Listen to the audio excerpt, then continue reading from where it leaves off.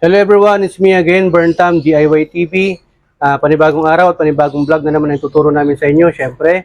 At kung bago ka sa channel ko, huwag mo munang kalimutan na i-hit yung subscribe button, like at share mo itong video na to para makatulong sa iba at makapagbigay ng idea. At syempre, paki-hit na rin yung notification bell para update kayo sa mga next videos natin. Kasama pala natin, Master Mechanic, Clifford Operanya. Paki-visit nyo rin yung shop niya sa May Gayaman, Operanya Auto Works. Ayan, gumagawa sila ng iba't ibang sasakyan. Diesel man yan o gasolina. Ayan, okay? So, bago natin makalimutan, Analos Vlog, subscribe na rin. Siyempre, wag na natin pahabain. Andito tayo sa 2001 Toyota Corolla Altis 1.8G. Ang gagawin natin ngayon ay maglilinis tayo ng BBTI solenoid. Ayan. Boss, ano ba yung mga symptoms? Bakit kailangan nating linisan yung BBTI? Medyo delay na. Delay yung... Kumagas yung ano niya. Yung BBTI niya. yung Parang BBTI. yan yung turbo kasi ng mga gasolina. Parang sa Honda yan yung BTIC. Yan yung BBTI. So may carburetor cleaner tayo at may max sensor throttle body. Sa tools naman, sa pagtanggal sa BBTI solenoid, i-socket, size 10 po kasi yan, o pwede nyo gamitan ng close wrench sa size 10. Tapos yung sa strainer plug niya, yung filter plug sa filter niya, yung filter. Size 14 mm, yung bolt.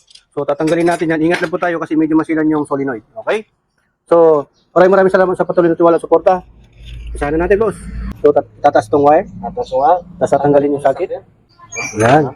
Okay. Tapos meron po siyang bolt dito sa baba. Sa baba. Ng ating BBTI. Solenoid. Okay. Ito, makikita nyo ito. So, nasa baba. Pinakababa talaga siya. Yun. So, dahan-dahan bigla. So, ayan mga kadiway, natanggalan po yung bolt na size 10. Maliit lang pala to. Ingatan nyo to, baka mahulog. So, lagyan natin dyan. Kailangan natin ng doon sa may aluminum. So, kailangan palang sungkitin ng flat screw yan. Sa may aluminum tayo. Pag nasungkit nyo na po, atras na po yan. Atras na yan. Pag atras niya po, guyodin nyo na lang dito. So easy lang pala siya para sa mga mekaniko ha. So ganyan po ang isura ng BBTI solenoid mga ka-DIY pagka marumi. Yung iba kasi nakita ko, pag hugot pinaputol. Opo. Dito po nagkakatalo yan. Pag lumidikay po yung nut niya, matatanggal na po itong sa kalahati.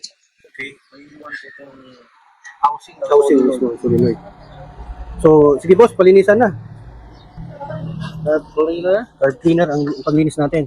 Pwede rin contact cleaner o carb cleaner. Yung iba gasolina pinalilinis sir, no? Pwede naman po yan. Naiipon din kasi yung mga carbon and oil deposits dyan, no? Yes sir. So mga ilang kilometers po ba kailangan linisin yan? Tagal naman. Mga isang taon? Opo. O 6 months? Maganda Every year. every year. Kasama sa heavy PMS. Opo. So, ganyan lang din pala ang paglinis, no? Masilan po ba yan, sir? Hindi pwede mabagsak-bagsak, ano? Opo. Hindi po pwede maganda. Yung iba ang pinalilinis, tubig. Pwede rin ba sa tubig yan? Hindi. Ayun, hindi pwede. Dapat talagang, ano, no? May oil seal din pala yan.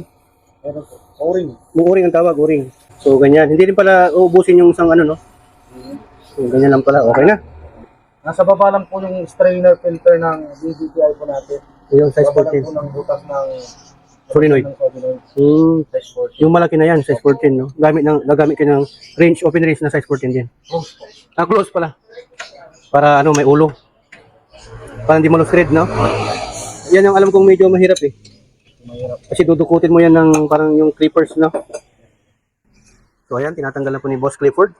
Pag aryado na, pag natanggal na po, ingat po.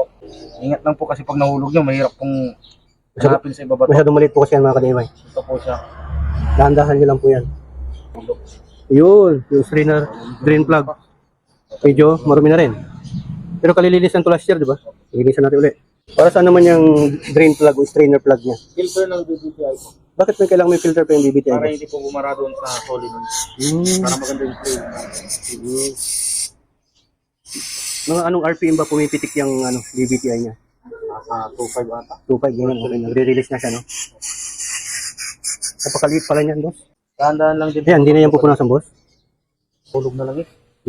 Yung mga nag-spill, no? Opo. Nalabasan kasi siya ng langis. Oo. Maapaw talaga yan, eh. Pero nilalabasan talaga yan. So, ganyan ho ang itsura mga ka-DIY pagka wala ho yung BBTI solenoid at yung filter. So, ilalagay na po ni Boss Clifford yung filter muna. Ingat lang po kayo sa paglalagay, boss, no? Okay. Kasi napakaliit lang po yan pagka, ano yan, hindi nyo mahanap basta-basta. Pag nahulog, mahirap pong hanapin. Ganyan lang po ang paglalagay. Dahan-dahan lang po. Hanggang sa kumagat na yung thread. Kapag higpit, hindi rin pwedeng masyadong mahigpit, no? May So, gasket naman po. Okay. Hindi na kailangang kalagyan ng gasket maker. So, parang advice ko rin sa kanila, boss, sa viewers natin, pag gagawin nyo to, dapat yung malamig yung makina muna. Opo, mapapasok po kayo kasi. Papasok kayo. Or mag-gloves kayo pag mainit. Na nagmumoy siya, malamig kasi yung carb cleaner.